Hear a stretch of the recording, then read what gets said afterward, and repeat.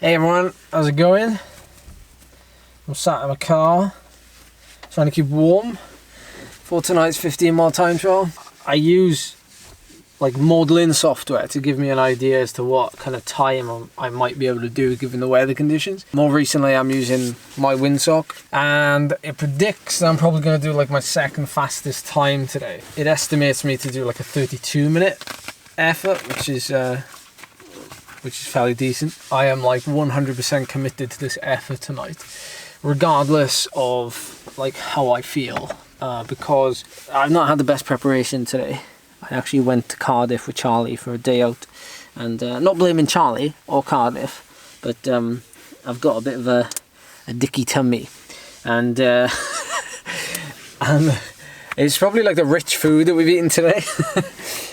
And the amount of walking and the lack of drinking, like water. But not to want to shy away from an effort, I'm gonna give it full beans today. What we call like the Pembrey Flats, and it's pretty fast and flat. And then when we're coming back, we take a left turn to go through Pinghead, and it's like this. It's like my favourite because it's like one of those roads you out to sight, out to mind. Anyway, regardless of that, if I can do 370 plus, I'll be very happy indeed, and that will set us up for updating everything. And I'm gonna feel like we've taken another step. So I'm gonna finish putting my oversocks on, my shoes, go for a half an hour warm up. I'm off at 7:30. I'm last rider off. Such a long wait. But I will catch you for a quick recap in 3, 2, 1.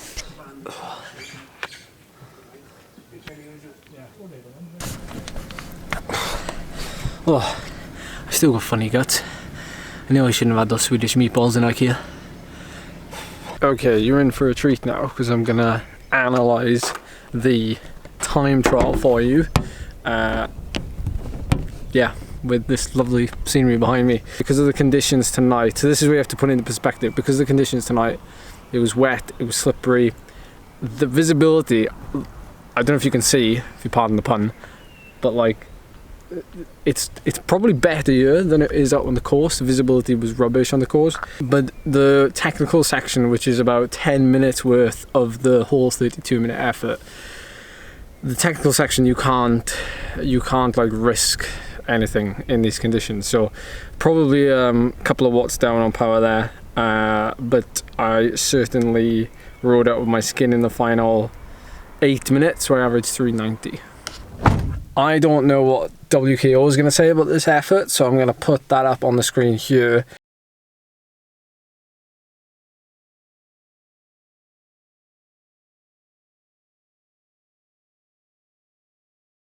A couple of the Welsh Academy boys turned up and raced.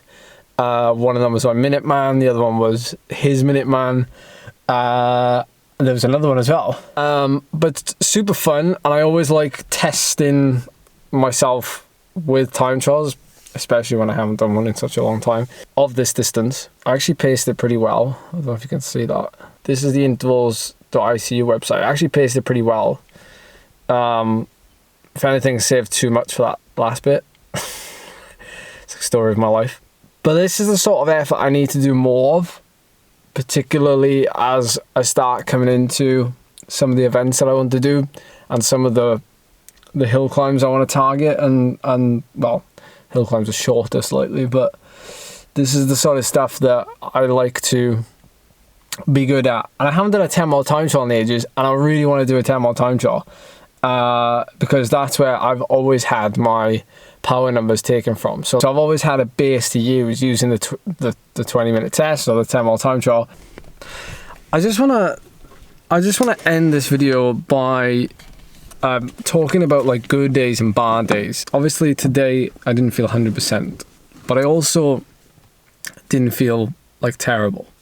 And like it's funny, like I've had enough time to drive back and think about it, but if I had done this ride today, like these power numbers today, this watts per kilo today, like 6.2 watts per kilo, 370 watts for 33 minutes, or even, you know, slightly longer if the time trial was a longer time trial.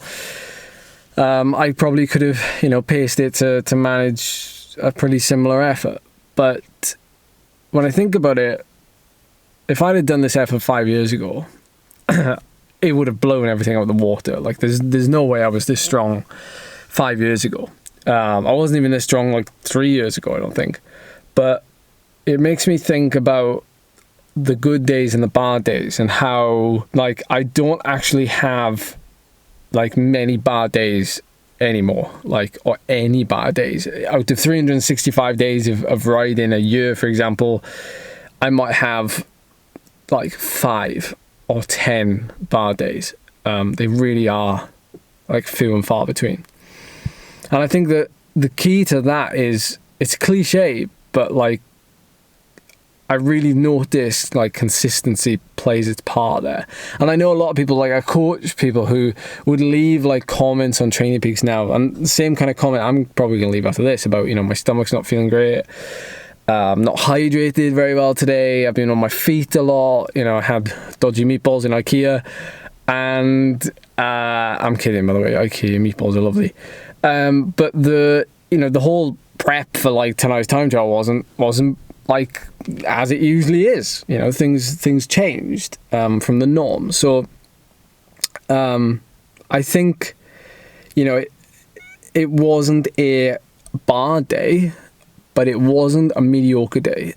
And I call most of my days mediocre because, and it's funny because, you know, you might look at my power numbers and go, oh, it's a bad day or whatever, and he's doing a 6.2.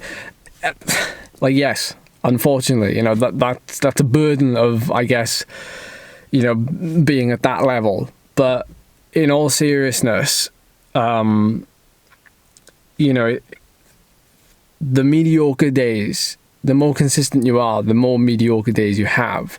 And the key is making the mediocre days better than your best days 3 to 5 years ago, or whenever it may be. And what it also means is, like, if I use myself as an example again, like me, if from the past in like 2012, 2013, when I was a young whippersnapper, like racing for Rafa Kondo and like finding my feet in the professional ranks, like I wasn't I was training, but I wasn't like consistent. You know, I was still like trying to discover like what training did I enjoy, what was I good at. And so I was very like inconsistent in that regard, and that would cause me to like have quite a few like really good days and then really bad days. And I would never have like these days where I'd just be like, meh, like it's another day. And today is like teetering on like a bad day and a mediocre day. But the more consistent you are, the more those mediocre days you have, and hopefully the more those mediocre days turn into your like better than your best days from 5 years ago. Hopefully this doesn't sound confusing, but what it also means is you become closer, I think, to your best days by being mediocre all the time or being consistent all the time. You're very close to then like that upper level, and you're able to turn it on more often, and you know what it feels like to be at your best day more often because you're closer to it more often, if that makes sense. So that's like inside my mind how my brain works.